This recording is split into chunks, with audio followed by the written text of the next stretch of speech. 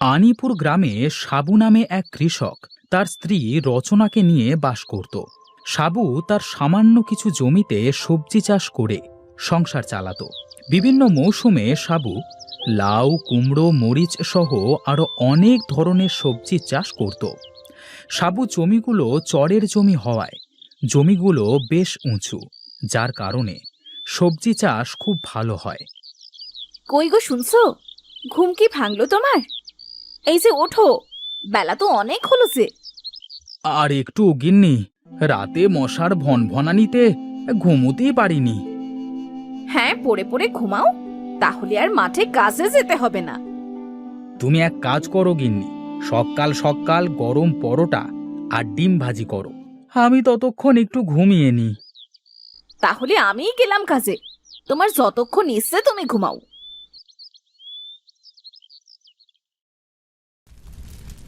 তোমার কি শেষ হলো গিন্নি? এই তো, এই তো প্রায় শেষ হয়ে গেল। তা তুমি কি চোখ মুখ না ধুয়েই খাবে নাকি? আমি চোখে মুখে জল দিয়ে আসি, তুমি তাড়াতাড়ি আমাকে খাবার দাও। এতক্ষণ পড়ে পড়ে ঘুমিয়ে এখন আবার তাড়াতাড়ি কিসের? ও তুমি বুঝবে না গিন্নি।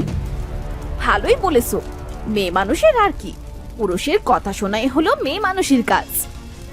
এই সকাল সকাল শুরু করো না তো, খেতে দাও তাড়াতাড়ি।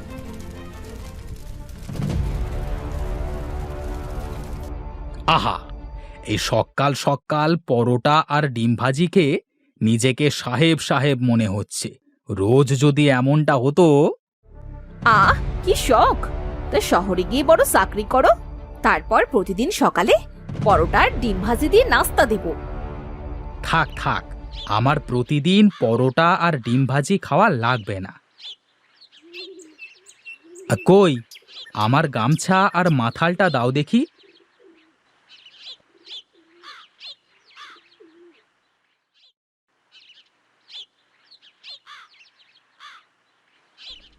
আমি চললাম গিন্নি।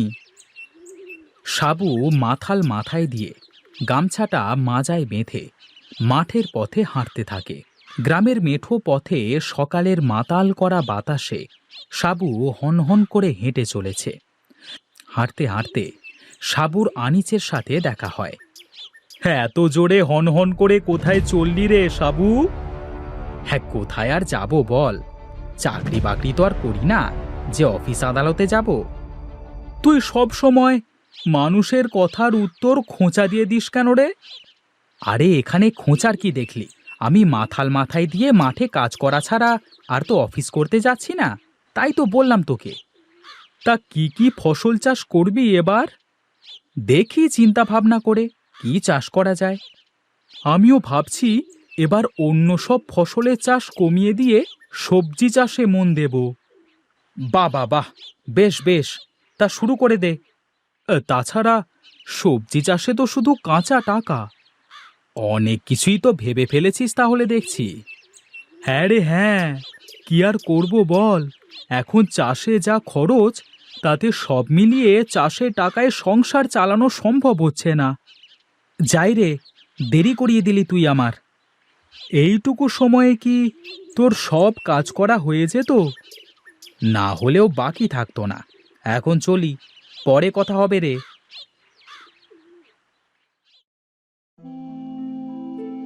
এদিকে রচনা বাড়িতে উঠান ঝাড়ু দিতে থাকে।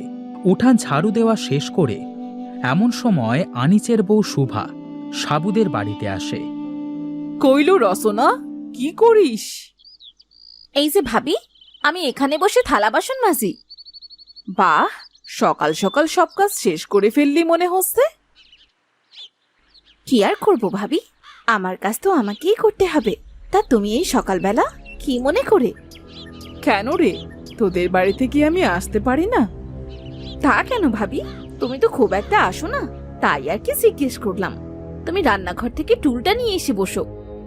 হ্যাঁ রে, তোদের বিয়ের এতদিন হয়ে গেল, তা ছেলেপেলের কি কোনো চিন্তা ভাবনা করলি?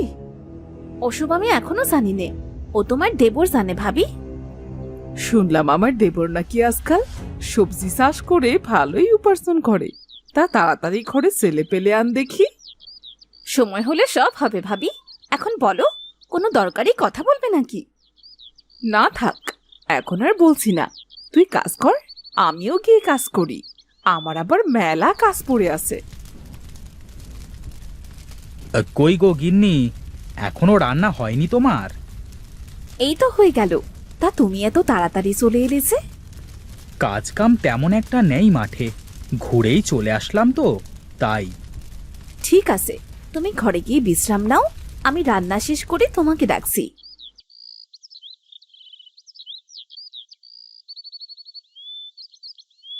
কই গো, খেতে এসো।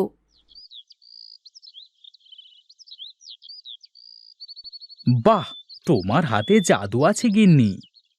থাক, তোমার আর হেয়ালিপনা করা লাগবে না।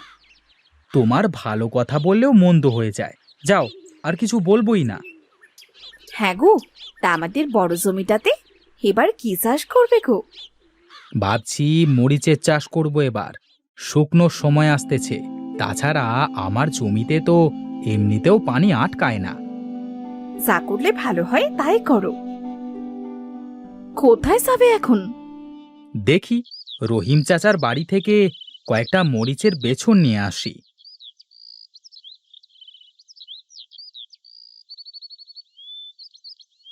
চাচা, ও রহিম চাচা, বাড়িতে আছো?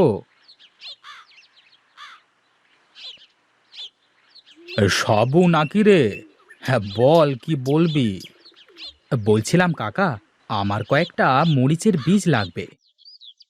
ঠিক আছে, দাঁড়া, আমি নিয়ে আসছি।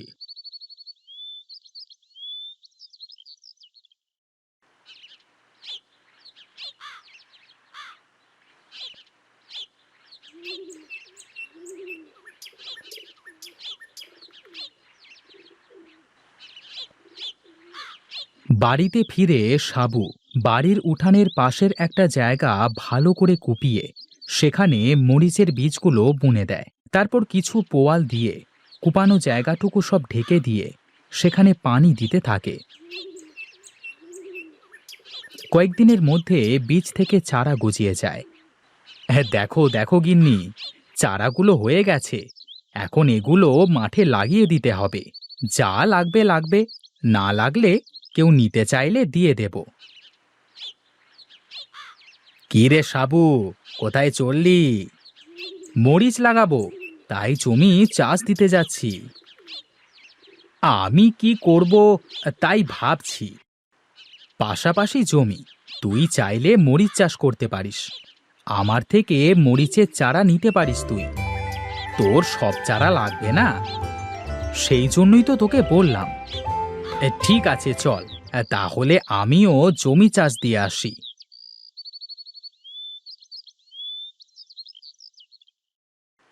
সাবু, এই সাবু, কই রে? তুই এখনো ঘুম থেকে উঠিসনি?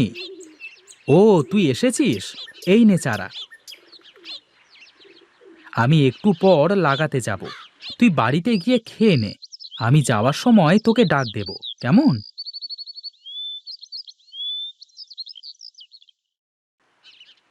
তুই তোরটা লাগা, আমিও আমার জমিতে লাগাতে শুরু করি। লাইনগুলো সোজা রেখে লাগাবি। ঠিক আছে, মাঝে মধ্যে একটু তাকিয়ে দেখিস কিন্তু ভাই।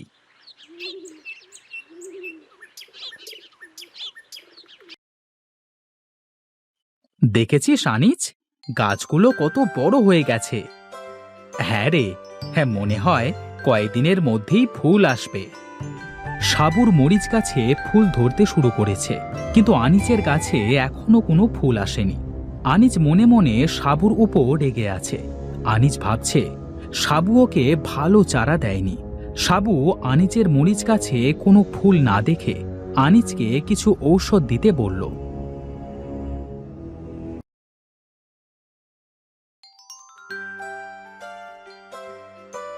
আনিচ সাবুর কথা মতো ঔষধ দিতেই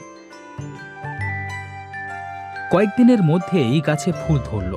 আনিচের মনের সন্দেহ দূর হয়ে গেল।